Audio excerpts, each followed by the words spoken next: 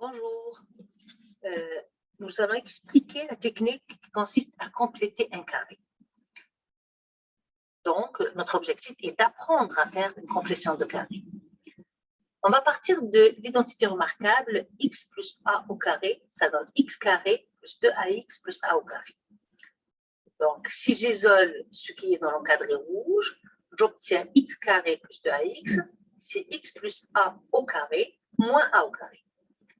Qu'est-ce qu'on a gagné avec ça? J'avais ici deux termes en x carré et en x, et là j'ai juste un x plus a au carré. Bon, on va voir comment appliquer ça sur un exemple. Je vais prendre, disons, x carré plus 2x. Alors, si je vais appliquer ça, qu'est-ce que je vais faire? Vous avez donc le x carré, donc j'obtiens un x. Et puis là, je lui rajoute la moitié du coefficient de x. Comme le coefficient de x est plus 2, sa moitié, ça vaut 1. Ensuite, j'enlève ce que j'ai rajouté à x à la 2. Donc, j'obtiens x plus 1 au carré moins 1. Un autre essai, x carré plus 3x égale. Donc, je vais prendre x, je lui rajoute la moitié du coefficient de x qui est 3 demi, parce que le coefficient de x est 3, je mets au carré, et puis je lui enlève 3 demi au carré. Et on simplifie l'expression. Si j'ai maintenant x carré moins 3x, ben je vais faire x, je lui rajoute la moitié du coefficient de x, mais le coefficient de x étant moins 3, donc ça fait moins 3 demi au carré, et puis je lui enlève 3 demi au carré. Et je continue. Parfait. Alors, dans notre cours, nous aurons encore recours à cette technique quand on a un polynôme de degré 2 qui ne se factorise pas en général. Donc, premier exemple. On va partir du polynôme x carré plus 2x plus 3. Si on veut faire une complétion de carré, le 3 qui est là, on le met de côté. La constante, on la met de côté. Et ensuite, nous allons regarder la somme des deux premiers termes et on va lui appliquer ce qu'on a appris au-dessus. Donc, qu'est-ce que je vais faire? Je vais avoir x plus la moitié du coefficient de x qui est 1. Je mets au carré et j'enlève 1 au carré. Après simplification, j'obtiens x plus 1 au carré plus 2. Donc, vous voyez que ce polynôme-là est en réalité une somme de deux carrés. Ce polynôme-là ne se factorise pas.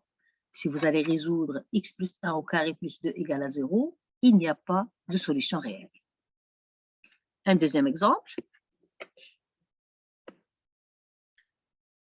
Alors, je vais prendre le polynôme x2 plus 2x moins 3. Je vais faire la même chose. Donc, cette fois-ci, c'est la constante que je vais me garder de côté, qui est moins 3. Et je vais prendre x carré plus 2x et je lui fais exactement la même affaire. Donc, je vais avoir x plus la moitié du coefficient de x qui est 1 au carré moins 1 au carré.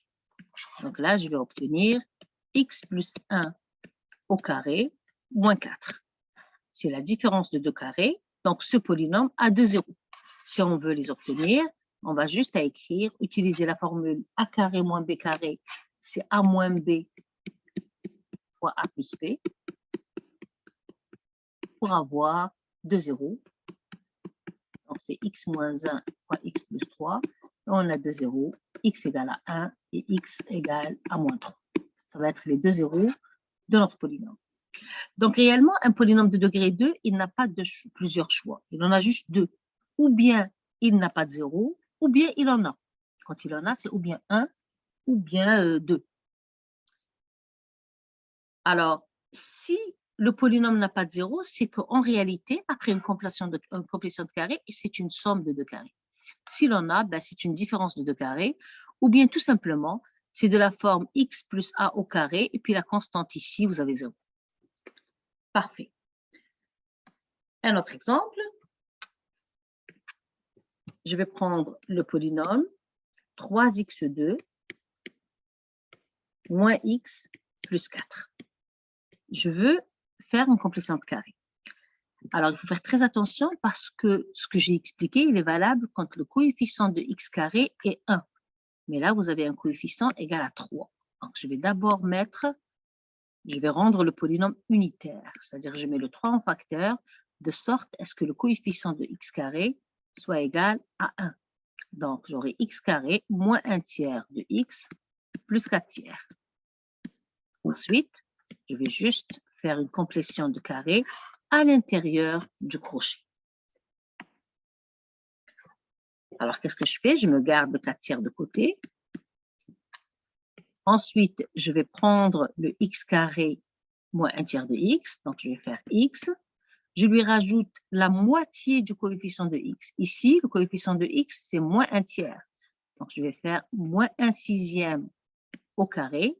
Mais quand je développe, je vais avoir l'équivalent du a au carré au début. Je vous rappelle, c'est-à-dire de ce a au carré qui va me rester. Il va falloir le retrancher pour retomber sur l'expression qu'on avait. Donc, je vais faire moins 1 sixième au carré. Et pour terminer, il faut juste effectuer et simplifier ce qui est à l'intérieur de la parenthèse.